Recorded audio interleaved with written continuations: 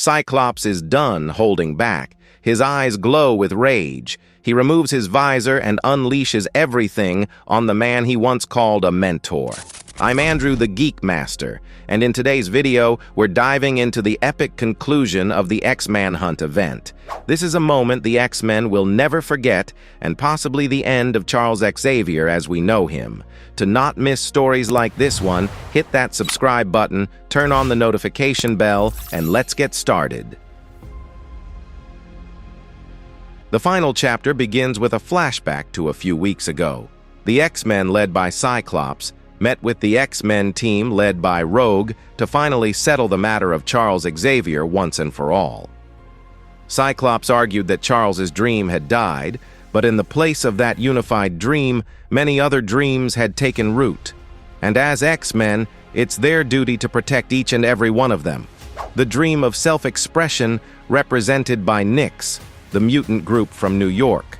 The dream of changing the world's perception of mutants embodied by X-Factor. The dream of grand heroism and adventure symbolized by X-Force. And the dream of keeping hope alive, which is what the exceptional X-Men are fighting for. For Cyclops, they have to ensure that something like the fall of Krakoa, where Scott had his eyes cruelly sewn shut, never happens again. That's why he chose to keep Charles imprisoned. But Rogue is against that decision, and not for personal reasons. During the fall, Orchis nearly wiped out all mutants, largely because the Phoenix was absent. And now, Jean Grey is on the other side of the galaxy, Storm is with the Avengers, and they need a heavy hitter like Charles free and by their side. Rogue also believes in redemption, a path that was given to her too, and that path won't happen if Charles is locked up.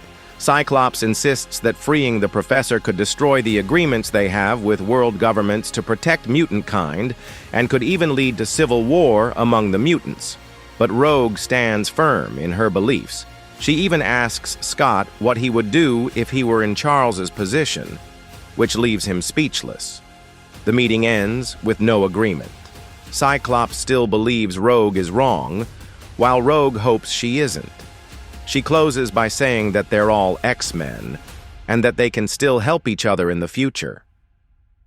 Then we jump to the present, where Storm reflects on a time when she used to be sure of every move she made. But now she's filled with doubt about her recent actions. She knows mutants need a symbol to guide them. The problem is, just like humans, mutant symbols are flawed too, and have committed great atrocities. Like Charles Xavier, who committed an act of terrorism by blowing up a ship and killing multiple people in the name of the mutant cause. Aurora genuinely doesn't know what should be done about Charles. But she doesn't have to decide now, because at that moment she discovers that Sage has infiltrated her sanctuary ship and plans to use one of its 5 energy sources, each powerful enough to supply an entire city for 100 years. Storm quickly realizes that Sage is planning something in favor of Xavier's freedom. So she allows Theresia to do what she must, but warns her to be careful not to hurt their fellow mutants who currently think differently. Storm won't take part in this, because something inside her urges her to stay away from the battle that's forming. The Dark Phoenix showed her how much destruction a great power can cause. So let Sage fight with all her wisdom, but with the fury of the goddess of storms. Meanwhile, Cyclops and his team are still hunting Professor X. Kid Omega picked up a faint trace of Charles, which led Scott and Illyana to Iceland. But Quentin swears that the chance Xavier is there is close to zero. He believes Charles is in Mexico City, where the telepathic trail is much stronger. Still, Scott insists on searching a remote Icelandic island. And well, Cyclops' instincts are spot on, because it doesn't take long before he finds the professor. He even asks Quentin to throw off the X-Factor team, who are also hunting for Charles. Then Cyclops tells Illyana to grab a sword even bigger than the one she usually carries, because she's going to need it. And sure enough, a ship, apparently Shi'ar, zooms over them at an insane speed that's nearly impossible to track. Luckily, the X-Men have a move for this. Magik jumps on her sword and is propelled by Cyclops' optic blasts, turning into a true red surfer as she speeds off in pursuit of the ship. Inside the ship, we see that the former Empress is performing a delicate brain surgery in hopes of removing Charles's tumor using Shi'ar technology. Outside, Magik keeps getting closer through her portals until she slices the ship in half with the largest sword in her arsenal. But the X-Men are dealing with Lilandra Naramani, who has one of the most brilliant tactical minds in the universe. Turns out, the ship wasn't even manned, and it was packed with explosives. The debris hits Illyana in the head. Truth is, this trap could have killed her. Thankfully, she was able to summon a demon kaiju that protected her and prevented the worst. That's when Sage steps in and starts provoking Magik from a distance. Cyclops realizes that Theresia is trying to draw them away from that area, so the duo takes the bait. But Sage came prepared for this. She reveals the results of her experiments with the energy source from Storm's sanctuary. She explains that Magik's teleportation has a few minor weaknesses. Her ally, however, has the same ability, except he doesn't release the smell of sulfur to announce his arrival, doesn't emit a flash of light, and makes no sonic booms. And indeed, that's when John Wraith, better known as Kestrel, suddenly appears out of nowhere, piloting a Celestial, which used to be one of the main engines of Storm's sanctuary. This sparks a massive battle of epic proportions between two true titans, or at least that's what it seems. In reality, the Celestial catches the kaiju completely off guard. And while quoting Bible verses, Kestrel quickly moves toward victory with a flurry of devastating blows. He even violently tears off one of the kaiju's limbs and then stomps its skull, crushing it and killing it instantly. The thing is, Magik ends up injured since she was caught in the middle of the Titans' clash. That's when Cyclops unleashes a furious, intense blast of his incredible optic energy and then rushes in, desperately begging for Illyana to be okay. Thankfully, Magik is alive. But now that the greatest threat has been neutralized, Sage announces that Charles and Lilandra are clear to take off. That's when we finally see the true vessel meant to take the couple to the Andromeda Galaxy. Meanwhile, Scott is beyond relieved to see that Illyana is safe. But the girl remains focused on the mission. If the goal was to find Charles, then mission accomplished. So she uses what little energy she has left to open a portal that sends Scott to the top of the professor's ship. Once there, Cyclops knows it's time to end this. He removes his visor, and we even see a tear running down his face. He begins releasing his full power against the ship in a massive energy blast. And since Charles's surgery isn't yet complete, the world's most experienced telepath uses his psychic powers to confront his former student directly. Xavier asks what Scott wants from him. Cyclops has developed this deep hatred that consumes every fiber of his being, but it seems like he doesn't actually want Charles to leave.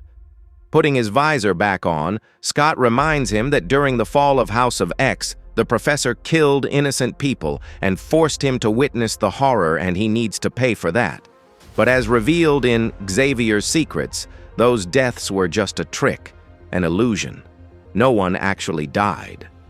In truth, Charles lost everything trying to save everyone. And now, he's not going to lose his daughter too. So whether Scott wants it or not, Charles is leaving this planet. Of course, that alone isn't enough to stop the leader of the X-Men, who would rather die on the ship's hull than let Charles go. At this point, the ship is about to enter orbit, and there's only one alternative left. A very special woman, a true goddess, decides to lend one final helping hand to someone who once helped her so much. Yes, Aurora Monroe never left the battlefield, and now she shows the full extent of her incredible power. She's in Atlanta, thousands of miles from Iceland. But even from there, she answers Professor X's request to save Scott's life. And so the goddess of storms creates a bow made of lightning and fires a Sagittarius arrow. She apologizes to her brother and says that hunt is over. The arrow crosses continents while Xavier reveals the truth to all the mutants around the world who never knew the full story behind his actions. He reveals that Moira is alive, hiding in a place of her own choosing. All the murdered mutants had already been resurrected long ago, and the human astronauts Charles supposedly killed were never real. The only thing humans love more than a symbol is a target. So in all his brilliance, Xavier gave them that. Now mutants and humans coexist in a world shaped by their mutual hatred for Charles. So in a way, he's leaving this world so that mutants can fight and thrive in it. Because even if it's been twisted, his dream still lives on. And that's when Storm's arrow strikes Cyclops directly, knocking him off the ship. In reality, it sends him straight to his companion Rogue and her team of X-Men. Of course, Scott isn't going to give up so easily. He contacts his team, who are aboard another ship, and orders them not to let the professor activate hyperspace, otherwise he'll be unreachable. With the goal of destroying the ship, Kid Omega launches Temper like a cannonball. Thanks to her ability to control air temperature and humidity, she's able to create a hypermassive iceberg. This incredible display of power amazes all the X-Men, but they're even more shocked when, once again, the impossible happens. Temper lands on the ground, without causing a single scratch on the ship, because it simply vanished. The one responsible? Kestrel, showing just how powerful his ability is as he teleports the massive ship far away from there. Seeing this, Scott Summers realizes he's failed once again.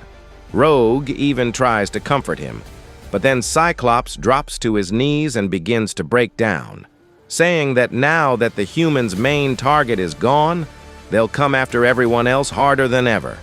He says they always lose and starts to cry and struggle to breathe. That's when the man who had always been a solid rock, the support of all mutants, simply collapses. His legendary optic blasts echo uncontrollably because Cyclops is having a panic attack that puts everyone around him at risk. Here, we can truly see how powerful Cyclops is when he unleashes his full strength, because not a single mutant is able to get close to him in that state. In fact, there's only one person capable of stopping him, and everyone starts shouting for Logan. Yes, Wolverine steps forward, taking Cyclops' full blast head-on as his flesh is forcibly torn away from his adamantium skeleton. He knows that every time the world falls apart, Cyclops tries to hold it together on his own. Maybe Cyclops blames himself for the fall of Krakoa and feels responsible for fixing everything and creating a new era, fulfilling Charles's dream, Magneto's dream, the Krakoan dream, Storm's dream. Logan knows that Cyclops wants to fight for every damn dream on the face of the earth. But the truth is, it's time for Scott to wake up. That's when a skeletal Wolverine drives his adamantium claws into Cyclops' body to stop him from continuing with his uncontrolled blasts. Now we jump to 10 hours later on the Shi'ar ship. Xavier wakes up still disoriented and receives the news that his surgery was a success. He's completely healed, and for the first time in a long time, he finally feels clarity. That's why he tells Lilandra that they need to go back to Earth, because he can't abandon his students like this. And sure enough, sometime later, the couple is back in Iceland. Lilandra asks if Charles is sure about what he's doing, and Charles replies that he's counting on his students' mercy. And it really doesn't take long before several mutants from various teams, including those who are or have been key leaders, appear through Magik's portals to say goodbye one last time. Wolverine asks if they're going to fight again and apologizes for having stabbed Cyclops with his claws to wake him up, and Cyclops replies that he didn't go too deep and that one day he'll return the favor.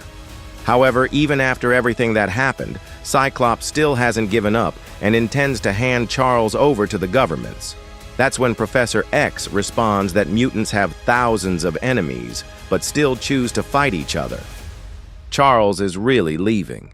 He never wanted to be a general. All he ever wanted was to be just a teacher.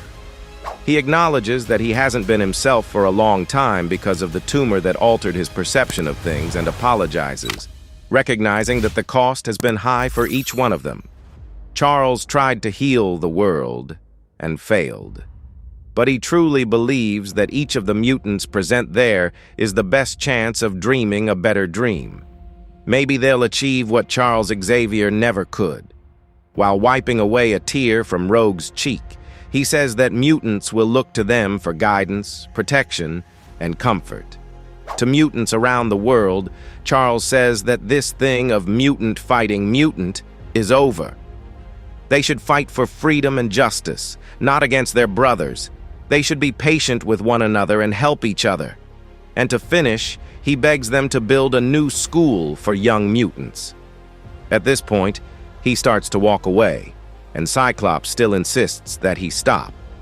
But then the professor says that, from now on, the greatest burden will be Cyclops. Everyone will look to him because of who he is.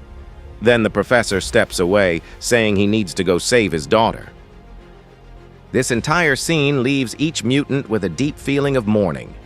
Everyone knew something needed to be said.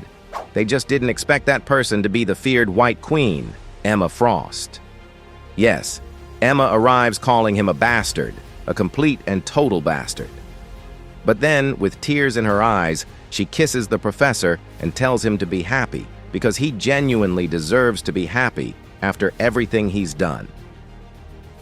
With that, Charles says goodbye to his sons and daughters and reminds them that if someday they stand at the edge of eternity, his door will never be locked to any of them. Charles thanks them for being everything he always dreamed of, and so much more than he could have imagined. Rogue feels she'll regret not having said goodbye, but the truth is she could never actually do it. As the professor leaves, many mutants begin to cry. Cyclops can't hold himself back and is embraced by Rogue, since the two had many recent clashes, precisely because of the professor. The story ends with Rogue saying she also wanted to tell Scott that every time they look up, he will be there. So now it's time for everyone to go home after saying goodbye to the legendary Professor Charles Xavier. And with that, we wrap up another saga here on the channel, and we invite you to comment what you thought of this story and its conclusion. The journey of Professor X and Lilandra will continue in the Imperial event, launching in the coming months, and we'll most likely bring it here to the channel. Thank you so much for watching, and see you next time.